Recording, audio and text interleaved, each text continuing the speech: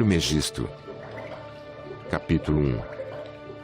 Um dia, em que comecei a refletir acerca dos seres, e meu pensamento deixou-se planear nas alturas, enquanto meus sentidos corporais estavam como que atados, como acontece àqueles atingidos por um sono pesado pelo excesso de alimentação, ou de uma grande fatiga corporal. Pareceu que se me delineava um ser de um talhe imenso, além de toda medida definível, que me chamou pelo meu nome, e disse: que desejas ouvir, e ver, e pelo pensamento aprender a conhecer. E eu lhe disse: mas tu, quem és? Eu, disse ele, eu sou Poimandres, o Nous da soberania absoluta. Eu sei o que queres, e estou contigo em todo lugar. E eu disse: quero ser instruído sobre os seres, compreender sua natureza, conhecer Deus. Oh, como desejo entender! Respondeu-me ele por sua vez: mantém em teu intelecto tudo o que desejas aprender, e eu te instruirei. A essas palavras mudou de aspecto, e, subitamente, tudo se abriu diante de mim num momento, e tive uma visão sem limites. Tudo tornou-se luz, serena e alegre, e ao vê-la apaixonei-me por ela. E pouco depois surgiu uma obscuridade dirigindo-se para baixo, em sua natureza assustadora e sombria, enrolando-se em espirais tortuosas, como uma serpente. Foi assim que a percebi. Depois esta obscuridade transformou-se numa espécie de natureza úmida, agitada de uma maneira indizível, e exalando um vapor, como o que sai do fogo, e produzindo uma espécie de som, um gemido indescritível. Depois lançando um grito de apelo, sem articulação, tal que o comparei a uma voz de fogo, e ainda que saindo da luz autoexistente, um verbo santo veio cobrir a natureza, e um fogo sem mistura exalta-se da natureza úmida em direção à região sublime. Era leve, vivo, e ativo ao mesmo tempo, e o ar, sendo leve, seguia ao sopro ígneo elevando-se ao fogo, a partir da terra, e da água, de forma a parecer preso ao fogo, pela terra, e pela água, permaneciam no mesmo lugar, se bem que não se percebesse a terra separada da água. Estavam continuamente em movimento sob a ação do sopro do verbo que colocara-se sobre elas, segundo percebi a minha audição. Então, disse Poimandres, compreendeste o que esta visão significa? E eu saberei. Esta luz, disse ele, sou eu, Nous, teu Deus, aquele que existe antes da natureza úmida que apareceu fora da obscuridade. Quanto ao verbo luminoso saído do Nous, é o Filho de Deus. Quem então? Disse eu. Conheço o que quero dizer através do quem te vê, e ouve, o teu íntimo, é o verbo do Senhor, e teu Nous é Deus Pai, não são separados um do outro, pois esta união, é que é a vida. Eu te agradeço, disse. Agora fixa teu espírito sobre a luz, e conhece isto. A essas palavras, olhou-me bem de frente um tempo bastante longo, se bem que eu tremesse pelo seu aspecto. Depois, como ele elevasse a cabeça, vi em meu Nous a luz consistente em um número incalculável de potências, tornada a um mundo sem limites, ainda que o fogo estivesse envolvido por uma força todo-poderosa, e assim, solidamente contido, atingia seu equilíbrio. Eis o que distingui pelo pensamento nesta visão, encorajado pela palavra de Poimandres. Como eu estivesse ainda totalmente fora de mim, disse-me ele novamente: viste, no Nous, a forma arquetípica, o pré-princípio anterior ao começo sem fim. Assim me falou Poimandres. Ora, disse eu, de onde surgiram os elementos da natureza? Respondeu: da vontade de Deus, que, tendo nela recebido o verbo, e tendo visto o belo mundo arquetípico, o imitou feita como foi em um mundo ordenado, segundo seus próprios elementos, e seus próprios produtos, as almas. Ora o Nous Deus, sendo macho, e fêmea, existente como vida, e luz, faz nascer de uma palavra um segundo Nous demiurgo que, sendo Deus do fogo, e do sopro, criou 7 governadores, os quais envolvem nos seus círculos o mundo sensível, e seu governo se chama o destino. Logo o verbo de Deus lançou-se fora dos elementos postados embaixo para esta pura região da natureza que acabava de ser criada, e se uniu ao nous demiurgo, pois era de mesma substância, e, por esta razão, os elementos inferiores da natureza foram entregues a si próprios desprovidos de razão, de forma a nada mais ser que simples matéria.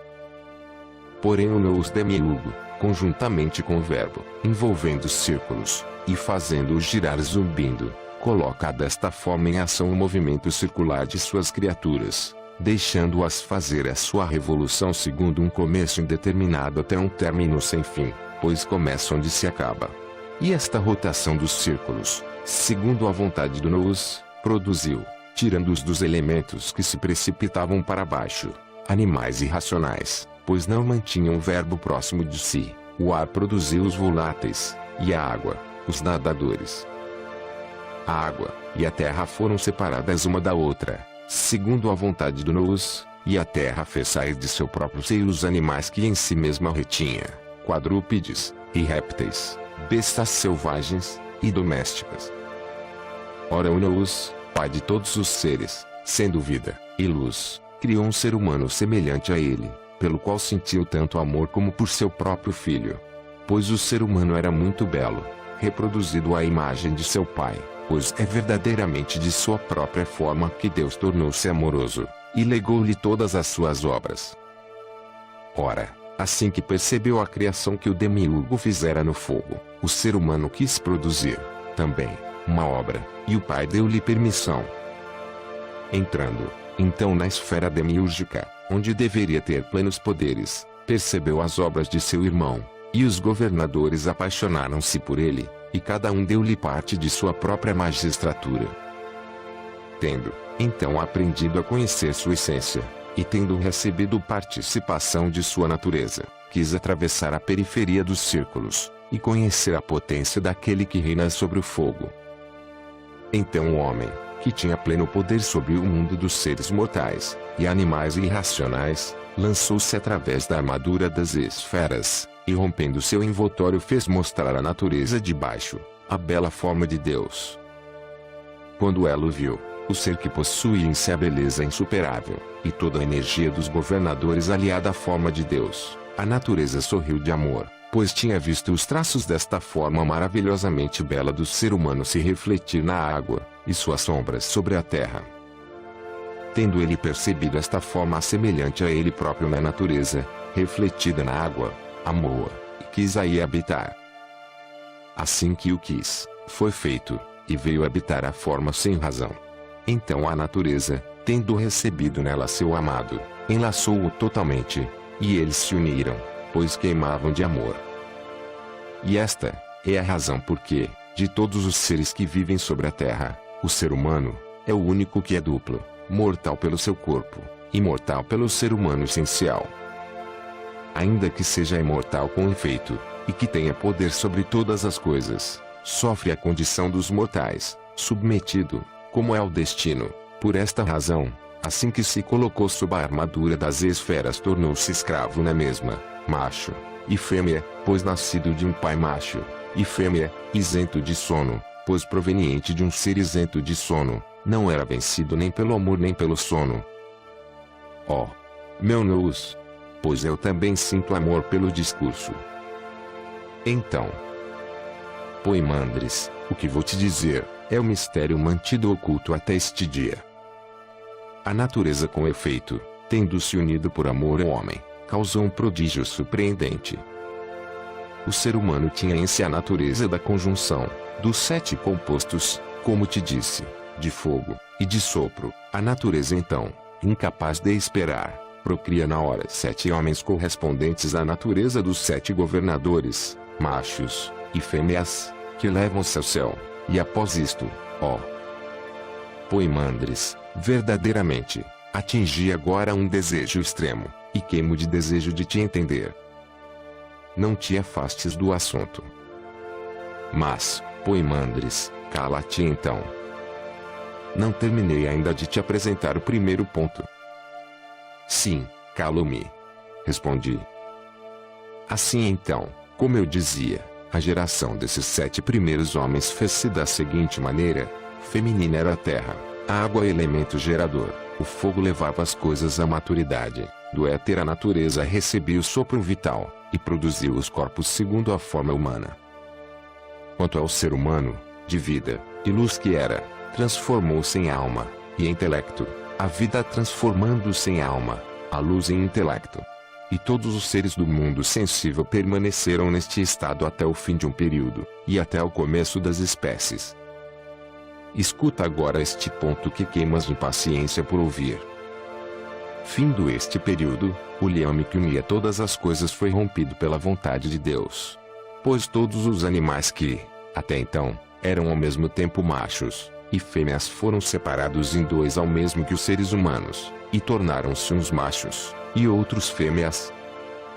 Logo Deus disse uma palavra santa: crescei, e multiplicai-vos, vós todos, que fostes criados, e feitos.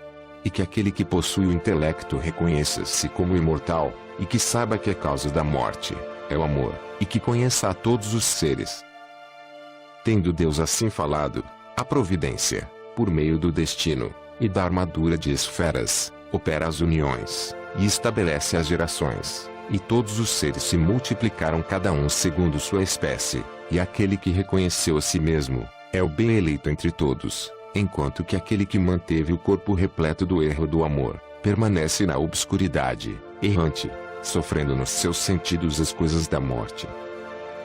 Que falta imensa, espantei-me, cometeram, então aqueles que permanecem na ignorância, para serem privados da imortalidade. Tu tens o aspecto de não ter refletido acerca do que ouviste. Não havia eu te recomendado seres atento. Presto atenção, e me recordo, ao mesmo tempo rendo graças. Se prestaste atenção, dize-me, porque merecem morrer aqueles que estão na morte. Porque a fonte de onde procede o corpo individual, é a sombria obscuridade, de onde vem a natureza umida, pela qual é constituído no mundo sensível o corpo, onde espreita a morte. Compreendeste bem, amigo? Mas por que razão aquele que conhece a si mesmo vai para si, como disse a palavra de Deus? Porque, respondi, é de luz, e de vida que é constituído o Pai das coisas, de quem nasceu o homem. Dizes bem, luz, e vida, eis o que é o Deus, e Pai, de quem nasceu o homem. Se aprendes, então a conhecer-te como sendo feito de luz, e vida, e que são esses os elementos que te constituem, retornarás à vida. Eis o que me disse Poimandres. Mas dize-me ainda, como irei ter com a vida? Perguntei, ó meu Nous. Pois Deus declara, que o ser humano que tem o intelecto reconheça a si mesmo. Todos os homens com efeito possuem intelecto. Vela pela tua língua, meu amigo. Eu, Nous, mantenho-me próximo daqueles que são bons, puros, e misericordiosos, próximo dos piedosos, e minha presença torna-se um auxílio para clareamento de todas as coisas, e torna um Pai propício pela via do amor, rende-lhe graças pelas bênçãos, e pelos hinos, segundo foi ordenado pelo desejo de Deus, em filial afeição. E antes de abandonar seu corpo à morte que lhe é própria, detestam seus sentidos, pois conhecem suas operações. Ainda mais, eu, Nous, não permitirei que as premências do corpo que, porventura lhes assaltem, tenham força sobre eles. Pois, em minha qualidade de guardião das portas, fecharei a entrada para as ações más e vergonhosas, cortando rente às imaginações. Quanto aos insensatos, aos maus, aos viciosos, aos invejosos, aos culpados, aos assassinos, aos ímpios, mantenho-me longe deles, cedendo lugar ao demônio vingador, que aplicando ao ser humano, inclemente, o aguilhão do fogo, e mergulhando nos seus sentidos prepara-o, além de tudo, para as ações ímpias, a fim que um maior castigo lhe seja reservado. Também este ser humano não deixa de encaminhar seu desejo para apetites ilimitados, lutando nas trevas sem que nada o satisfaça, e é isto que o tortura, e aumenta sempre a chama do seu tormento. Ensinaste-me bem todas as coisas, como eu desejava, ó Nous. Mas fala-me ainda da ascensão, tal como ela se produz. A isto Poimandres respondeu: agora, na dissolução do corpo material, deixas esse corpo entregue à alteração, e a forma que eras deixa de ser percebida, e abandonas ao demônio teu doravante nativo, e os sentidos corporais remontam às suas fontes respectivas, das quais tornam-se partes, e são novamente misturados com as energias, enquanto que o irascível e o concupiscente vão para a natureza sem razão. E desta maneira o ser humano se eleva para o alto através da armadura das esferas, e a primeira zona abandona a potência de crescer e de decrescer. A segunda, as tramas da malícia, engano além de tudo sem efeito. Na terceira, a ilusão do desejo, a partir de agora, torna-se sem efeito. Na quarta, a ostentação do comando é desprovida de seus objetivos ambiciosos. A quinta, abandona-se a audácia ímpia e a temeridade presunçosa. A sexta, os apetites ilícitos que dá a riqueza, doravante sem efeito. Na sétima zona desaparece a mentira que prepara as ciladas. Então, desnudo do que havia produzido a armadura das esferas, entra na natureza ogdoádica, possuindo apenas sua própria potência, e canta com os seres hinos ao Pai, e toda a assistência se rejubila com ele pela sua vinda. E tornado semelhante a seus companheiros, houve ainda certas potências que assistem sobre a natureza ogdoádica, cantando, com uma voz doce, hinos a Deus. E então, em boa ordem, sobem para o Pai, abandonando suas potências, e, tornando-se potências, entram em Deus. E, agora, por que tardas? Não vais agora que herdastes de mim toda a doutrina, fazer-te guia daqueles que são dignos, a fim de que o gênero humano, graças à tua intervenção, seja salvo por Deus. Tendo assim falado, Poimandres, sob meus olhos, misturou-se com as potências. E eu, quando dirigi ao Pai das coisas ações de graça e bênçãos, recebi de Poimandres permissão para partir depois de ter sido investido de potência, e instruído sobre a natureza do todo, e sobre a visão suprema. E comecei a pregar aos homens a beleza da piedade e do conhecimento, ó povos, homens nascidos da terra, vós que sois abandonados à embriaguez, ao sono, e à ignorância de Deus, sede abstêmios, deixai de chafurdar como crápulas, enfeitiçados que sois por um sono de besta. Eles então, quando compreenderam, juntaram-se unanimemente a mim. E eu lhes disse: por que, ó homens nascidos da terra, deixai-vos à mercê da morte, se tendes a potência de participar da imortalidade? Vinde, e arrependei-vos, vós que fazeis rota com o erro, e tomastes como companhia a ignorância. Afastai-vos da luz tenebrosa, incorporai-vos à imortalidade, tendo deixado uma vez por todas a perdição. Então, entre eles, alguns, após zombarem de mim, foram para o seu lado, pois estavam engajados na via da morte. Mas os outros, lançando-se aos meus pés, suplicaram-me que os instruísse. Eu então, levantei-os, e me fiz guia do gênero humano, ensinando-lhes a doutrina, como, e por qual meio seriam salvos. E semeei entre eles as palavras da sabedoria, e foram nutridos pela água de ambrósia. Chegando tarde, quando a luz do sol começou a desaparecer totalmente, convidei-os a render graças a Deus. E quando completaram as ações de graças, cada um foi dormir no seu leito. Em mim ficou gravada a benfeitoria de Poimandres, pois que me tinha preenchido com o que eu necessitava, e senti uma alegria imensa. Pois em mim o sono do corpo caía sobre a vigília da alma, a oclusão de meus olhos uma visão verossímil, meu silêncio uma gestação do bem, e a expressão da palavra uma linha de boas coisas. E tudo isso me sucedeu, porque recebi de meu nous, isto é, Poimandres, o verbo da soberania absoluta. E eis-me, então repleto do sopro divino da verdade. Também, é com toda a minha alma, e com todas as minhas forças que ofereço a Deus este louvor. Santo, é Deus, o Pai das coisas. Santo, é Deus, cuja vontade suas próprias potências cumpre. Santo, é Deus que quer que o conheçamos, e, que é conhecido por aqueles que lhe pertencem. Tu és santo, pois que, pelo verbo, constituíste tudo o que é. Tu és santo, pois de que toda a natureza reproduziu a imagem. Tu és santo, pois que não fostes formado pela natureza. Tu és santo, pois que és mais forte que toda a potência. Tu és santo, pois que és maior que toda a excelência. Tu és santo, pois que estás acima de todo o louvor.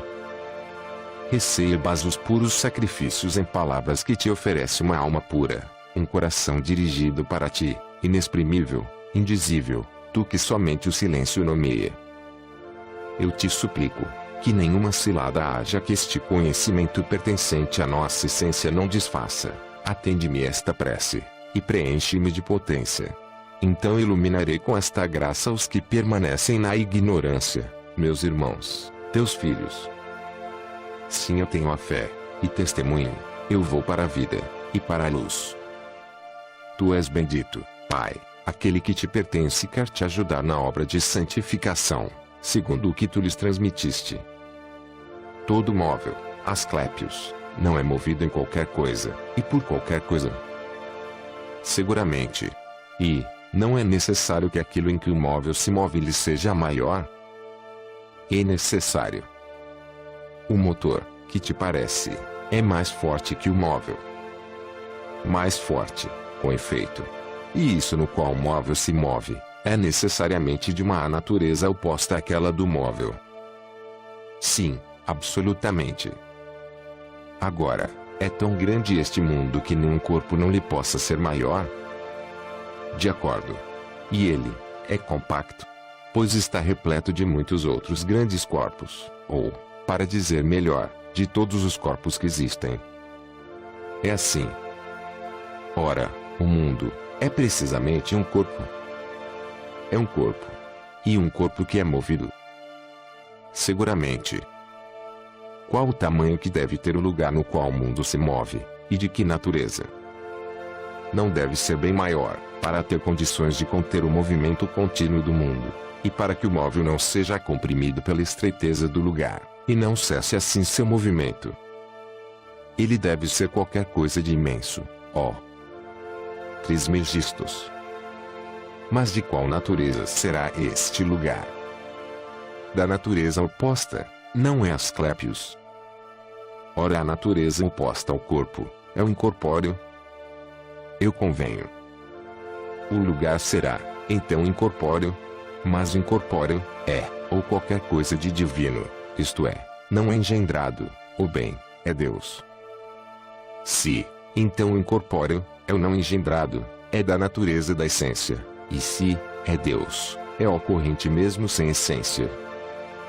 Por outro lado, é inteligível da seguinte maneira: Deus é para nós o primeiro objeto do pensamento, ainda que ele não seja objeto de pensamento para si mesmo, pois o objeto de pensamento cai sob os sentidos daquele que o pensa. Portanto, Deus não é objeto de pensamento para si mesmo, pois não é uma coisa diferente do pensado, de sorte que ele pensa a si mesmo. Para nós, contrariamente, Deus é alguma coisa de diferente, e eis, porque é objeto de pensamento para nós. Ora, se o lugar é objeto de pensamento, não é enquanto Deus, mas enquanto lugar. E mesmo se o tomarmos como Deus, não é enquanto lugar, mas enquanto energia capaz de conter todas as coisas. Todo móvel é movido não em qualquer coisa que se move, mas em qualquer coisa em repouso. O motor também está em repouso, pois não pode ser movido com aquilo que move. Como então, ó Trismegistos, as coisas cá de baixo são movidas com as coisas que as movem? Eu te ouvi dizer, com efeito, que as esferas dos planetas são movidas pelas esferas das fixas. Não se trata, Asclépios, de um movimento solidário, mas de um movimento oposto, pois essas esferas não são movidas por um movimento uniforme, mas por movimentos opostos uns aos outros, e esta oposição implica um ponto de equilíbrio fixo para o movimento. Pois a resistência é parada do movimento. Assim, então, as esferas dos planetas, sendo movidas em sentido contrário da esfera das fixas, encontram-se em oposição com a própria oposição, sendo movidas por ela como estacionária. E não poderia ser de outra forma. Deste modo, estas duas ursas que, como vês, não possuem nem Oriente nem Ocidente, e que giram sempre em torno do mesmo centro, pensas que estão em movimento, ou repouso. Movem-se, ó Trismegistos. Com qual movimento, Asclépios? Com o movimento que consiste sempre em girar em torno dos mesmos eixos. Sim, e o movimento circular não é nada mais que o movimento em torno de um mesmo centro firmemente contido pela imobilidade. Com efeito, o movimento em torno de um mesmo centro exclui a possibilidade de um movimento do eixo. De onde vem que o movimento em sentido contrário detém-se em um ponto fixo, pois tornou-se estacionário pelo movimento oposto. Eu vou te dar um exemplo na Terra visível a olho nu. Veja os viventes perecíveis, o ser humano, por exemplo, nadando. A água é arrastada pela sua corrente, mas a resistência dos pés e das mãos torna-se para o ser humano estabilidade, de modo que não é arrastado com a água. Este exemplo é muito claro, ó Trismegistos. Todo movimento, então, é feito numa imobilidade, e por uma imobilidade. Assim então, o movimento do mundo, bem como de todo vivente material, deve provir não de causas exteriores ao corpo, mas interiores, operando de dentro para fora, quer seja dos inteligíveis, quer seja a alma, ou o sopro, ou qualquer outro incorpóreo, pois um corpo não pode mover um corpo animado nem, de uma maneira geral, nenhuma espécie de corpo, mesmo se este corpo movido é inanimado. Como disseste aquilo, Trismegistos? As peças de madeira então, e as pedras, e todas as outras coisas inanimadas, não são os corpos que os movem.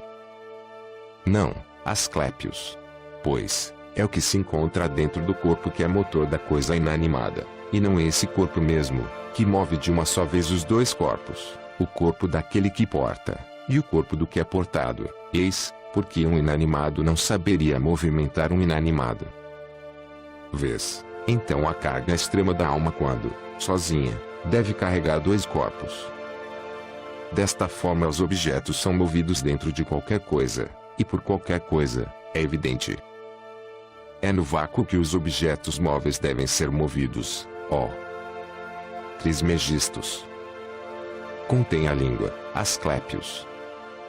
Absolutamente nenhum dos seres são vazios, em razão mesmo de sua realidade, pois um ser não poderá ser alguém, se não estiver repleto de realidade, ora o que é real nunca poderá tornar-se vazio.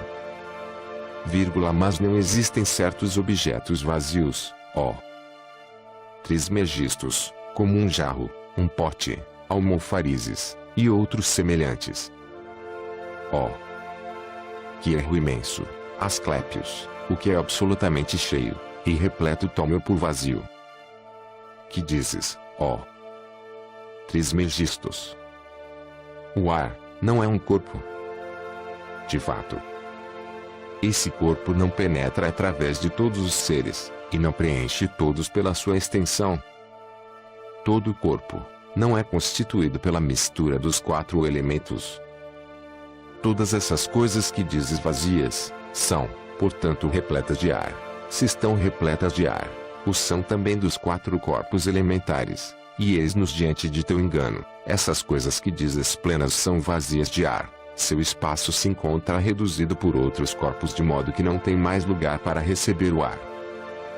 Essas coisas, então, que dizes vazias, devem antes ser chamadas de ocas, não vazias, pois do próprio fato de sua realidade estão cheias de ar, e de sopro.